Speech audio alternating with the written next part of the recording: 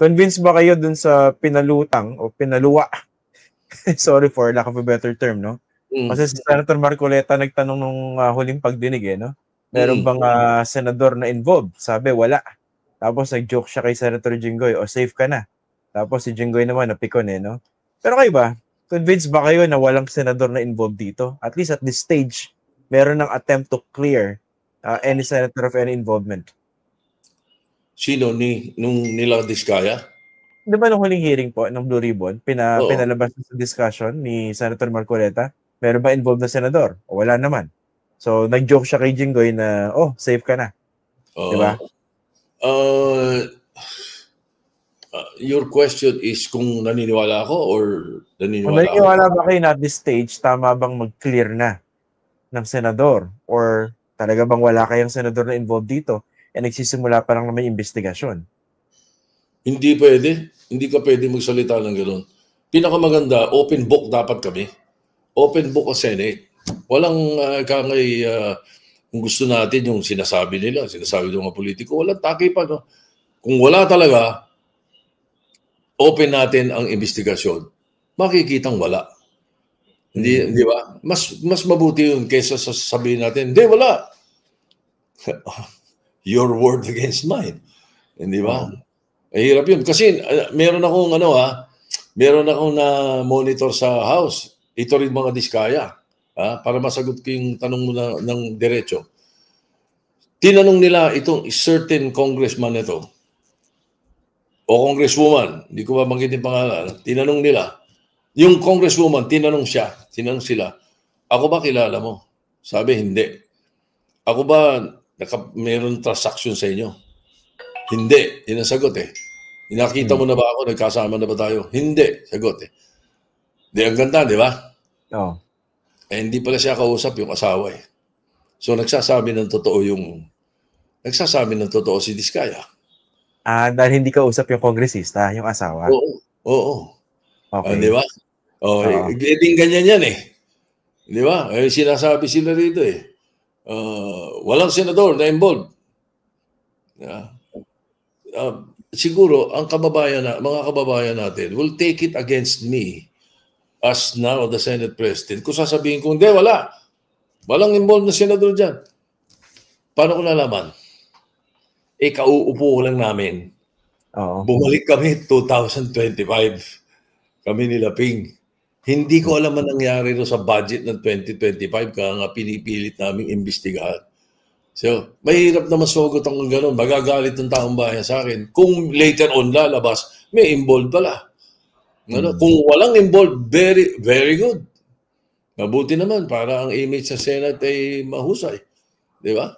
Okay. Ito rin po yung isang ito napapansin ko. Alam ko, napapansin dito yung mga kababayan natin na para bang depende kung saang camera nagsasalita yung isang witness, parang influence yung kanilang sinasabi. Di ba? Si Bryce Hernandez, nung intention grilling sa kanya ni Jingo Estrada, hindi makapagsalita. Pero the following day, siya pala yung gustong ituro ni Bryce Hernandez, hindi po ba?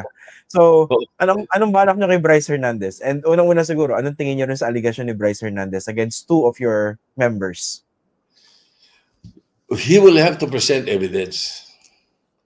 Di ba? Pagka meron kang ginacharge sa ganyan, you will have to present evidence. Sabi nga ni Ping, asan na resibo? Kailangan ganon, di ba? Para paniwalaan ka namin. Ayun ang mga ebidensya mo para sabihin mo yan. Malalaman natin sa Huwebes. Because he's one of those who will be back in the Senate.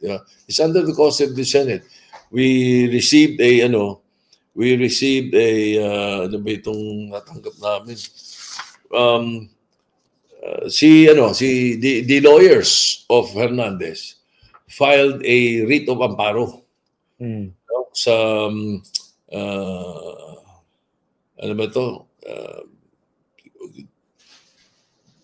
Pasay Branch 112, Pasay City. RTC Branch 112. That was 5 p.m. yesterday. It was received by the Senate. Okay, ngayon, the Senate was ordered by the courts to answer within 72 hours.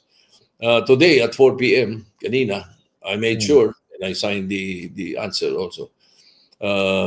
Senate filed its answer doon sa RTC branch 112 ng Pasay, no? Meron nakaset na hearing on Monday, September 15, 9 a.m. And Hernandez is supposed to attend. And the Senate should be represented by its lawyers who shall attend. Ang problema dito, Christian, ang writ of amparo is not the proper remedy. As a matter of fact, it is the improper remedy.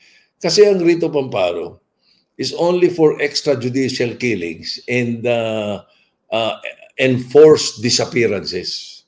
All right? Yung testigo yung kliyente nila, well, those are the two elements, ano? Yung kliyente nila, the Senate never refused to provide information on his whereabouts. So, hindi pasok doon sa writ of amparo.